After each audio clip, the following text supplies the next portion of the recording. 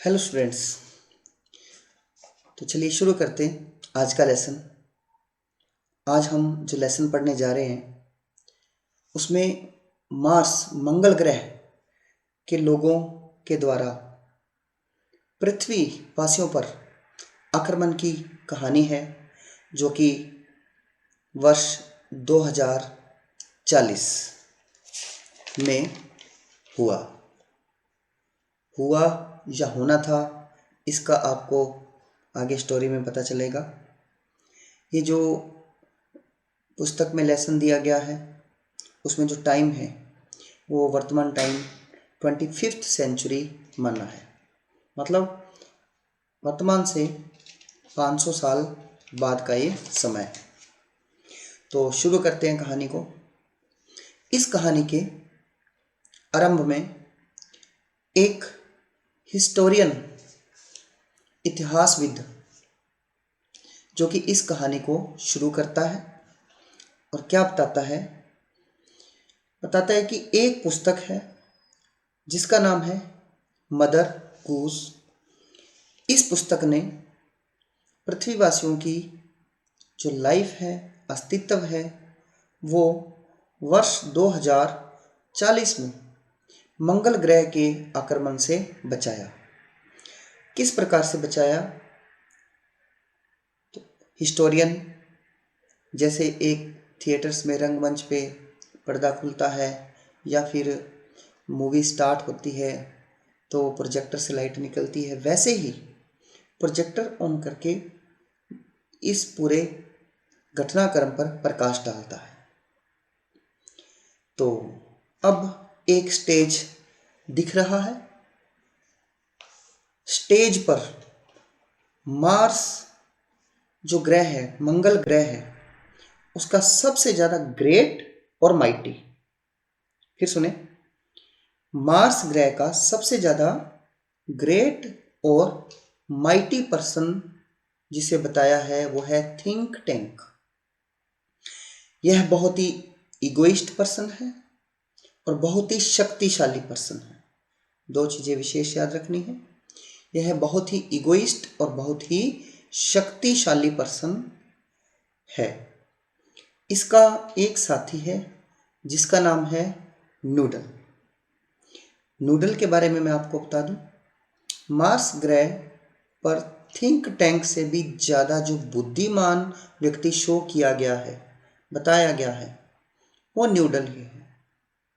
जो नूडल है वो थिंक टैंक से छोटा, जो उसकी हर आज्ञा का पालन करता है, बट वास्तव में जो समझदार व्यक्ति पूरे लेसन को पढ़कर पता चलता है वो नूडल है। तो अब थिंक टैंक एक ऐसा व्यक्ति है जो किसी भी काम को करने से पहले मिरर से चर्चा करता है और मिरर से अपनी प्रशंसा सुनता है या विचार विमर्श करता है, जैसा भी आप इसको समझ सकते हैं। तो थिंक टैंक का प्लान है कि अर्थ पर, पृथ्वी पर अटैक करना है और उसकी ये भी इच्छा है कि वो लंच से पहले पृथ्वी पर अटैक करना चाहता है, अपना काम पूरा करना चाहता है। वो अपने साथी नूडल को कहता है कि हमने जो अंतरिक्ष यान में अपने साथियों को, कैप्टन, सर्जेंट, लेफ्टिनेंट को, जिसको अंतरिक्ष यान में बैठाकर पृथ्वी पर भेजा है, उनसे संपर्क स्थापित किया जाए, कनेक्ट किया जाए। नूडल कहता है बिल्कुल सर, जैसे हिंदी मूवीज में देखते हैं कि अंतरिक्ष से कनेक्शन स्थापित करने हैं, बटन ही बटन लगे हैं इलेक्ट्रॉनिक्स, वैसे वो कुछ बटन दबाता है और उनका सीधा कनेक्शन जाता है पृथ्वी पर। जो उनका अंतरिक्ष यान है उसमें 3 लोग उन्हें भेजे हैं, जिनका नाम है नंबर 1, इनका कैप्टन है ओमेगा, नंबर 2 आयोटा जो लेफ्टिनेंट है, नंबर 3 ऊप जो सर्जेंट है। मैं आपको क्लियर कर दूं, ओमेगा, आयोटा और ऊ तीनों को इस लेसन में फीमेल मीन्स लड़कियों के कैरेक्टर में बताया गया है। That's okay. फिर सुने, इन तीनों को लड़कियों के कैरेक्टर में बताया गया है। जो ओमेगा वो तो कैप्टन है, आयोटा जो कि लेफ्टिनेंट है, और ऊप सर्जेंट है। ये तीन वर्ड आपने बहुत पक्के याद रखने हैं। तो जो थिंक टैंक है उसका आदेश मानकर नूडल उनसे संपर्क स्थापित करता है। अब आपको एक जो विशेष चीज समझनी है, नूडल और थिंक टैंक दोनों मार्स स्पेस कंट्रोल पर है, मार्स के स्पेस कंट्रोल पर, और जिनसे संपर्क स्थापित करते हैं वो पता है कहाँ है? वो है सेंटर विले पब्लिक लाइब्रेरी में, मीन्स पृथ्वी पर, सेंटर विले पब्लिक लाइब्रेरी। पहले तो इन दोनों का स्थान आपको क्लियर हो गया। नूडल और think tank Mars space control पर है, और जो आयोटा, ओमेगा और ऊप तीनों सेंटर विले पब्लिक लाइब्रेरी पे है, पृथ्वी पर। मार्स और पृथ्वी के बीच अब बातचीत होगी। होता क्या है, ऊप कहता है, अब मैं विशेष तथ्य आपको बताने जा रहा हूं कुछ। ऊप कहता है कि शायद हम हैबरडैशरी पर हैं। कनेक्शन स्थापित होता है ना, तो नूडल पूछता है कहाँ हो, तो ओमेगा और ऊप और आयोटा कहते हैं कि हमें कुछ पक्का आइडिया नहीं है, शायद हम हैबरडैशरी पर हैं। You know what is हैबरडैशरी?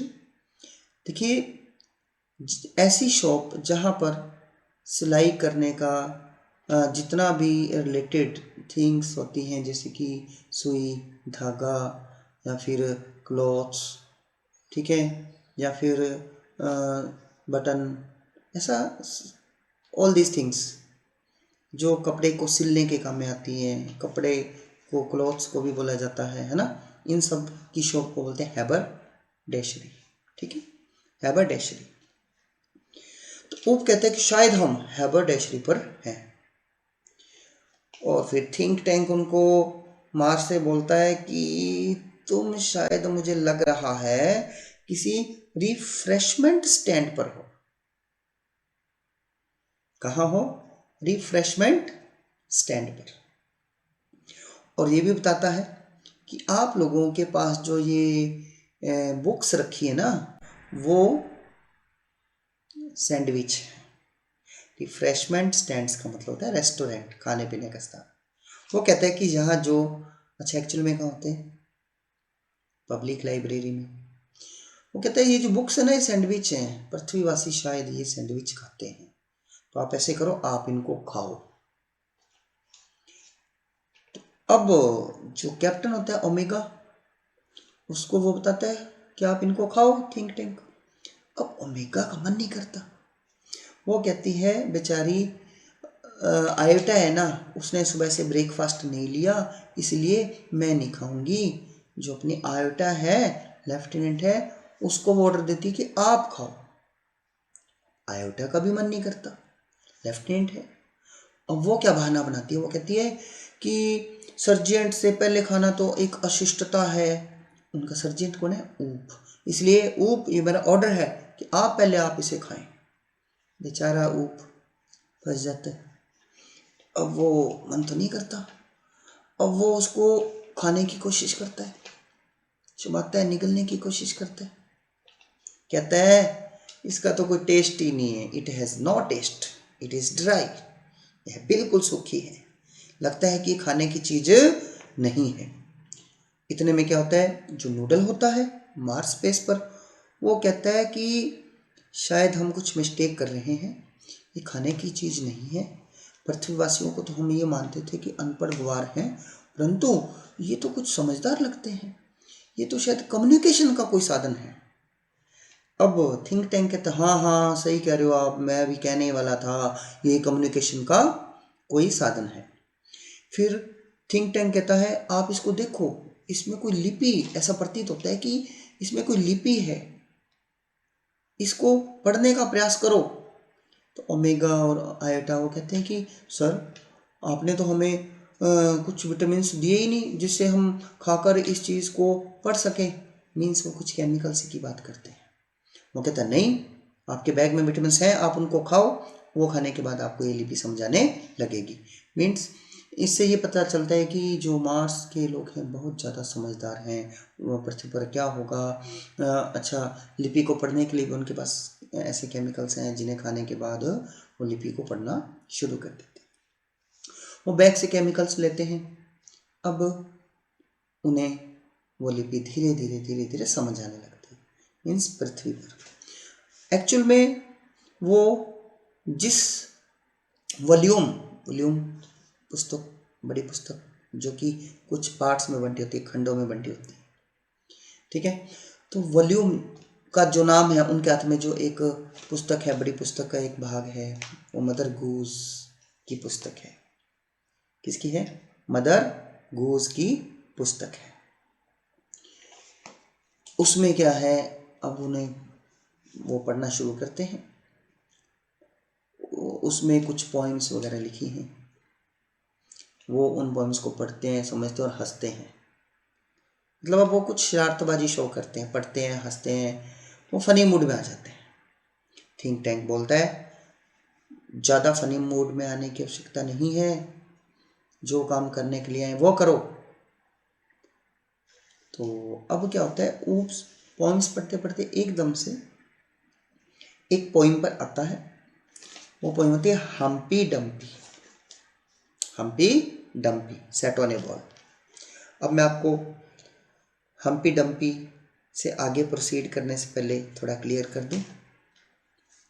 जो थिंक टैंक है वो एक मोटे सिर वाला व्यक्ति है,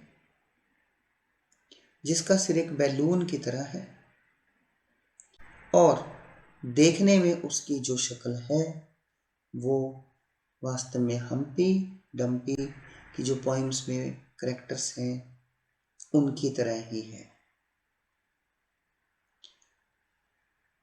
अब थिंक टैंक जब वो हम्पी डम्पी पोइम सुनता है तो ऊप कहता है बड़ा चिंतित होकर, वो कहता है कि ये पोइम में तो आपकी तस्वीर छपी है, देखो पर्दे पे वो तस्वीर दिखाता है उनको, थिंक टैंक को।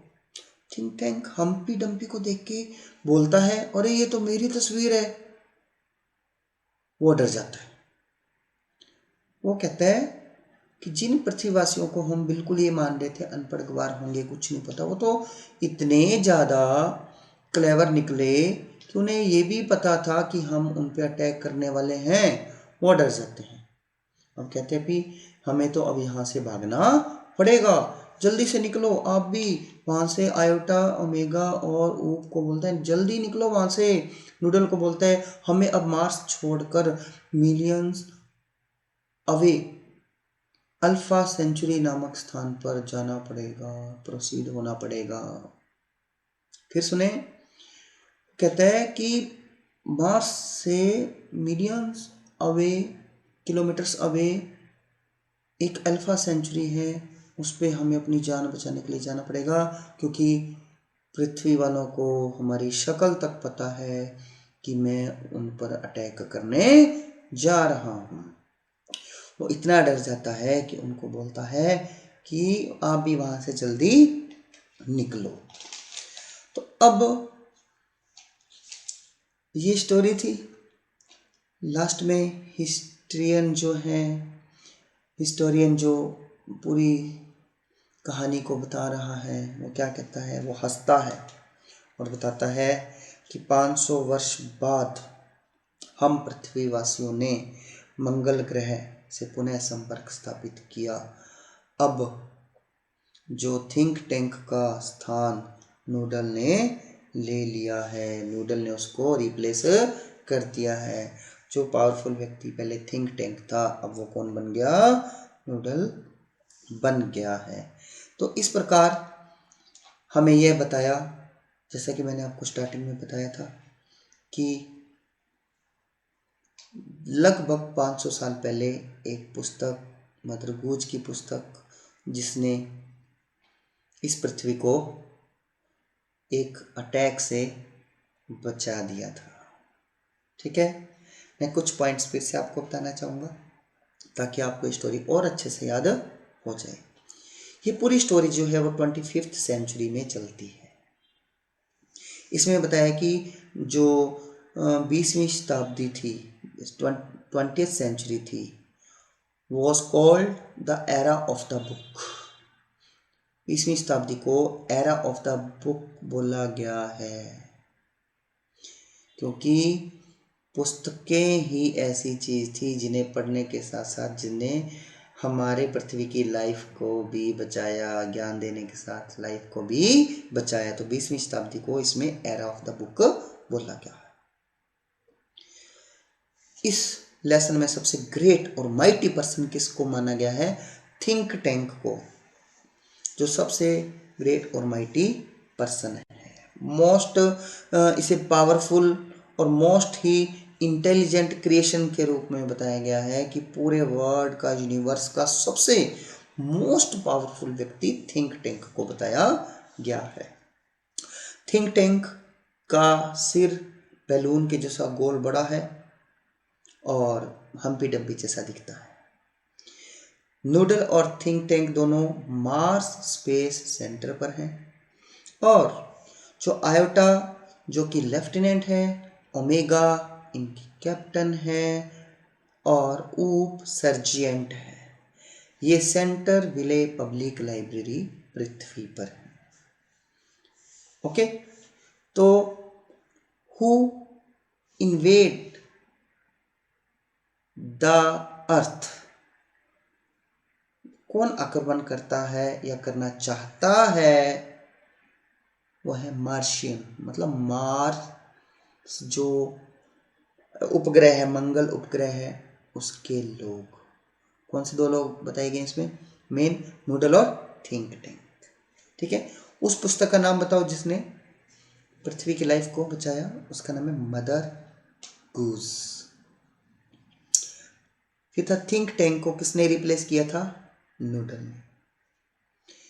बुक को वो क्या मानते हैं? सैंडविच मानते हैं कि ये कोई खाने की वस्तु है। और बाद में क्या मानते हैं? Communication device. पढ़ने के लिए किस चीज़ की आवश्यकता है? इस बुक्स की लिपि को पढ़ने के लिए विटामिन की, मीन्स कुछ केमिकल्स उनके पास होते हैं जिनको इन्हें विटामिन का नाम दिया गया है।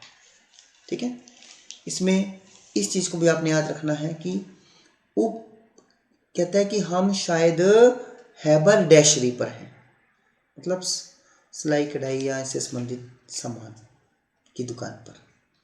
थिंक टैंक कहता है नहीं, आप तो रिफ्रेशमेंट स्टैंड्स पर हो, मीन्स किसी रेस्टोरेंट वगैरह पर। ये चीज़ें आपने कुछ पॉइंट्स याद रखने हैं।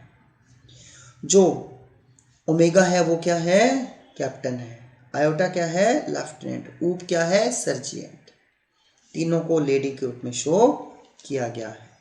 हम्पी डम्पी पॉइंट कौन पढ़ता है? ऊप पढ़ता है।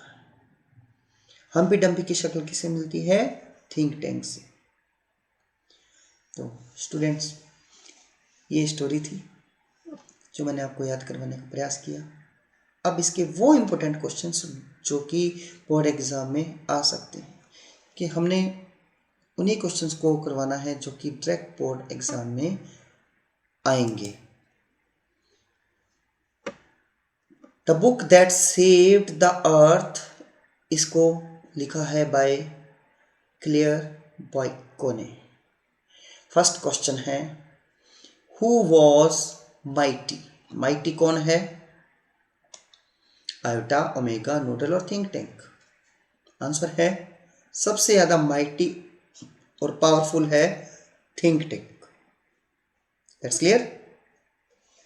जो आयोटा है वो मैंने आपको बताया था कि लेफ्टिनेंट है, ओमेगा क्या है? कैप्टन है, नूडल है वो थिंक टैंक का साथी है। नेक्स्ट जो क्वेश्चन है वो है, what is a sandwich according to think tank? Sandwich क्या है? सैंडविच मानते हैं बुक को। सैंडविच किसको मानते हैं? बुक को। अदर ऑप्शन थे pizza, overcoat, undergarments. Next question, third question है ये। Finally who decides not to invade the earth? कौन यह डिसाइड करता है कि हमने पृथ्वी पर आक्रमण नहीं करना? वो थिंक टैंक डिसाइड करता है, क्योंकि वो डर जाता है कि पृथ्वी पर तो मेरी तस्वीर पहले ही गई हुई है। नेक्स्ट क्वेश्चन है, where did think tank plan to go after living the Mars? कहाँ जाने का वो प्लान बनाता है? वो बनाता है टू अल्फा सेंचुरी। तो स्टूडेंट्स, उम्मीद है कि इस लेसन के सबसे इंपॉर्टेंट क्वेश्चंस यही हैं। हाँ, इसके अलावा बुक का नाम याद रखना है, बुक पूछ सकते हैं। किस बुक का जिक्र किया गया है? मदर गूस का। कैप्टन कौन था? कैप्टन था ओमेगा। और आयोटा थी, वो कौन थी? लेफ्टिनेंट। Oops sergeant. ये कुछ इंपॉर्टेंट क्वेश्चंस हैं। और हम्पी डम्पी की शक्ल किससे मिलती थी? थिंक टैंक से। उम्मीद है कि इनमें से एक क्वेश्चन पूछा जाएगा। Wish you good luck.